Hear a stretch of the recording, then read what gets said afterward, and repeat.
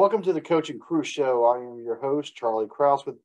With me is Devin Deans, and the Washington Commanders started the season 1-0 with a 28-22 win over the Jacksonville Jaguars. We're just going to jump right into things, and I'm going to talk about my big takeaways and my big observations.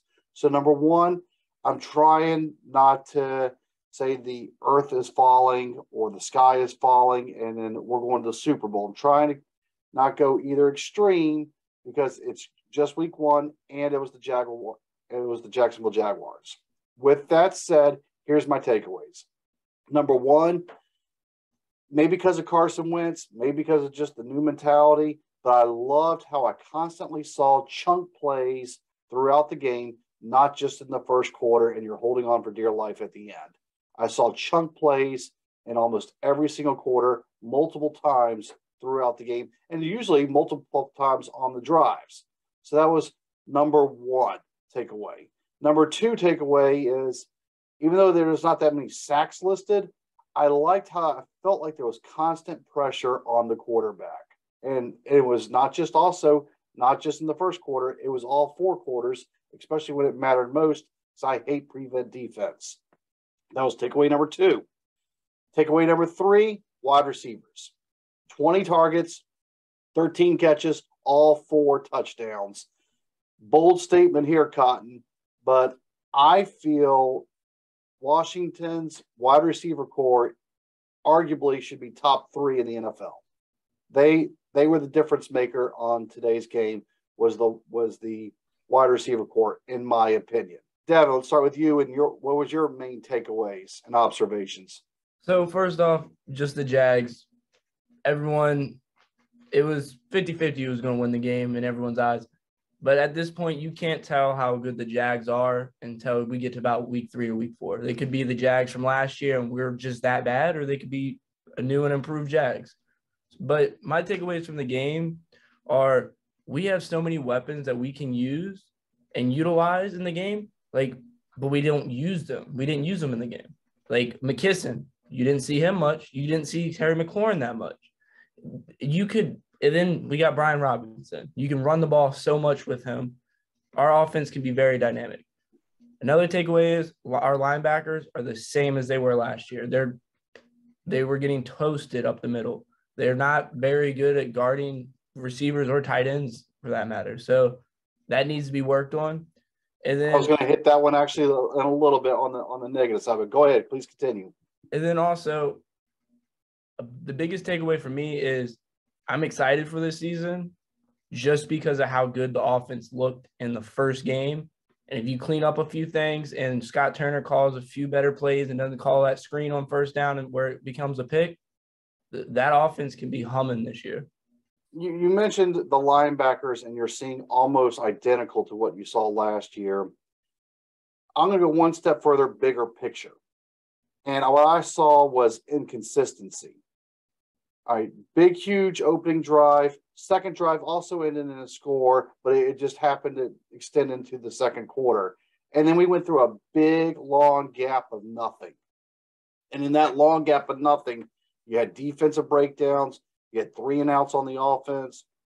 And so it's not a complete package. Now, week 1 as a whole was sloppy at best as far as all teams are concerned. And you can blame that on the lack of preseason and the lack of guys just not getting in. And I'm a big believer of that. Washington has some areas to clean up, that's for sure. But yes, I agree with you with the defense of just seeing some of the same things from the linebackers. Yeah, I thought the secondary was pretty good. Forrest, he stepped up in a big way. He made a few good plays. He did get burnt here and there, but he made some big key moment plays, and he was substituting for Cameron. I personally liked how Jack Del Rio actually seemed more aggressive instead of playing his zone, sit there and let them torch us the whole game. And I like the defensive line as well. Yes, and the defensive line can only get better from here. This defense can be one of the best defenses, just like we're saying with the offense, can be one of the best offenses in the league. They just have penalties, and their coaching is holding them back, in my opinion. So depending on the next few games, how they set themselves up to succeed or fail this season, it's all on them. They have their faith in their hands. I felt like Washington was just trying to showcase Carson Wentz. Now, I don't know if that was just the flow of the game, but I felt like they didn't go out of their way to continue trying to not just establish the run, but dominate with run. Well, I think that's two things right there. You got to look at it from the standpoint Carson Wentz was ranked, I think, the 28th best quarterback in the league. He was ranked behind Trey Lance and all that. You got to understand that the coaches are going to try to put him out there and show that we make teams scared. And then also Carson Wentz, he went out there and played to try to prove a point. And then you also got to look at running the ball. Our coaching staff has said multiple times they're not too high on Gibson fumbling.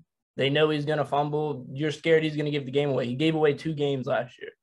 So that obviously showed that they really don't want him back there as much, but they can't do anything about it. And they did run the ball on the last scoring drive we had, which actually helped a lot. So see how everything comes together in the next few weeks. If you had to give out a game ball, who would you give it to? On the offense, I give it to Curtis Samuel. He looked like the heartbeat of the offense. Everything was going through him. But in my opinion, I see that happening almost every game with a different player. And then on the defense, I give it to Deron Payne. He disrupted a lot. He may not have had all the sacks or all the tackles. He was a force. I'm going to agree with both of them, and I have no problem with either one of them because I was thinking it was definitely going to be someone on the D-line, and it's definitely going to be one of the wide receivers. Maybe Dotson, maybe I just there could be a lot of different directions you can go with that. But I think we're both on the same page of where the units at least deserve the recognition. Detroit is next week on the road. Everybody knows Detroit now from Hard Knocks. Detroit was 1 4th down stop away from having a chance to beat Philadelphia. What are we thinking about Detroit for next week? I think if we go in there and we start fast how we did this game, I don't see a reason why we can't win the game. But you also got to look. Everyone's so high on Philly, and you saw that the Lions just came back on Philly. So that makes you have to play them like they're a good opponent. You can't go in there thinking they're the Jags or they're Detroit from last year. You have to go in there thinking they're a Super Bowl contending team no matter who they are. I feel the same way. I don't know if Detroit's a playoff team or not, but they're not your traditional Detroit Lions. That much I can say with 100% assurance. I personally think this season comes down to how well our coordinators can coach this year. They have so many weapons on offense, and the defense can just go up from here. So it depends on how they coach and their schemes to set their players up for success. They have all the weapons they need. Washington moves to 1-0. Their next game is next Sunday against the Detroit Lions, who are currently at 0-1. Still too early in the season. What are your comments and thoughts of the game? Who would you have given your game balls to? We're in agreement it was the D-line and the wide receiver course. But give us your thoughts as well. Like and subscribe, coachingcrewshow.com. Thanks for watching.